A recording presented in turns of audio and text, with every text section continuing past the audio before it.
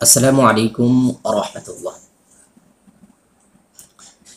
ভক্তি, শ্রদ্ধা এবং মানবিকতা এগুলো যদি মানুষের মধ্যে অনুপস্থিত থাকে তাহলে আমাদের সমাজে অশান্তি ছাড়া আমরা আর কিচ্ছু দেখতে পাবো না। গত কিছুদিন আগে 60 বছর বয়সী এক বৃদ্ধ, মুজিবুর নাম তার, মারা যান তিনি। তো তার মৃত্যুর পর যখন তাকে দাফন করার জন্য কবর খনন করা হয়, সেখানে তার তৃতীয় ছেলে, যার নাম হচ্ছে নওশাদ, সে শুয়ে পড়ে। বাবাকে সেখানে দাফন করতে দেবে না। মিডিয়ার মাধ্যমে যতটুকু তথ্য আমরা জানতে পারলাম, তার অভিযোগ হচ্ছে যে তার বাপের কাছ থেকে সে কিছু জমি ক্রয় করে, তার বাপ সেই জমি তাকে রেজিস্ট্রি করতে দেয়নি, এই জন্য সে তার বাবাকে দাফন করতে দিবে না।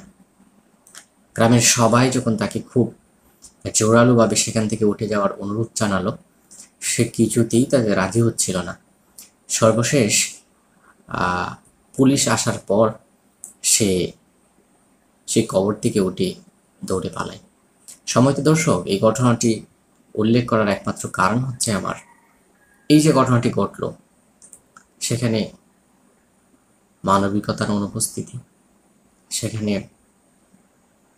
সেই সন্তানকে কিভাবে গড়ে তোলা হয়েছে, সেই বাবা কিভাবেই বা সন্তানকে এই পর্যন্ত নিয়ে আসলেন যে সেই সন্তান তার বাবার মৃত্যুর পর সেই কবরে শুয়ে পড়লেন যেন বাবাকে সেখানে দাফন করতে না হয়।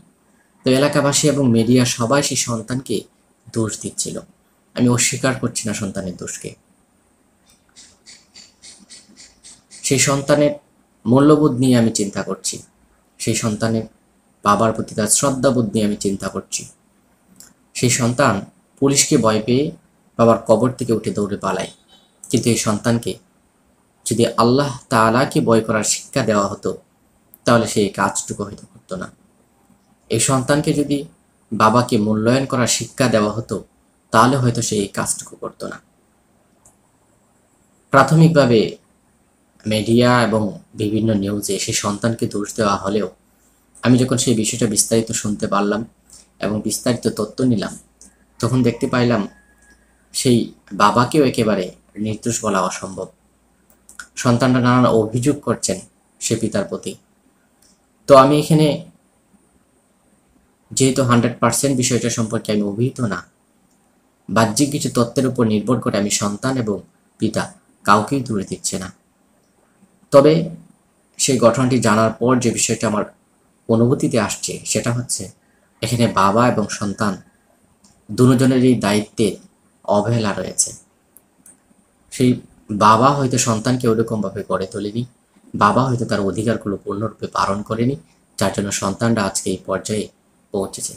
আমি তাদেরকে দূর দিচ্ছি না, সেই ঘটনাটা সামনে এনে আমি আমাদের মধ্যে আপনারা যারা দিচ্ছেন তাদেরকে বলছি, নিজেকে বলছি এবং সবার কাছে যে মেসেজটা দিতে চাচ্ছি সেটা হচ্ছে আমাদের উচিত আমাদের সন্তানকে একেবারে ছোটকাল থেকে এমনভাবে গড়ে তোলা যেন আমরা আমাদের কোনো অধিকার আদায় করিনি, এরকমটা না হয়। ইসলাম আমাদের কত সুন্দর এবং কত গোছানো একটি ধর্ম। একজন পিতার তার সন্তানের প্রতি কি দায়িত্ববোধ রয়েছে ইসলাম কিন্তু তা বলে দিয়েছে। আমাদের উচিত আমরা যখন সন্তানের পিতা হব তার আগে থেকেই তো উচিত আমাদের জেনে রাখা, কিন্তু সন্তান হওয়ার পর আমাদের উচিত হবে ইসলামিক স্কলারদের মাধ্যমে, ইসলামিক বই পুস্তকের মাধ্যমে জেনে নেওয়া যে একজন পিতা হিসাবে আমার সন্তানের প্রতি কী কী অধিকার রয়েছে। যদি সেই অধিকারগুলো পুঙ্খানুপুঙ্খানুভাবে আমরা পালন করতে পারি তাহলে আশা করি আমাদের সন্তানরা সুসন্তান হিসাবেই গড়ে উঠবে এবং তারা তাদের আমাদের উপর অর্থাৎ পিতাদের উপর সন্তানদের কি অধিকার সেটাও তারা আদায় করবে। যদি আগে যারা পিতা তারা যদি তাদের অধিকারটুকু আদায় করে তাদের প্রতি তাদের সন্তান যে অধিকার রয়েছে। এজন্য এই ভিডিওটি করার, এই মেসেজটাই দেওয়ার উদ্দেশ্যে এই ভিডিওটি করা।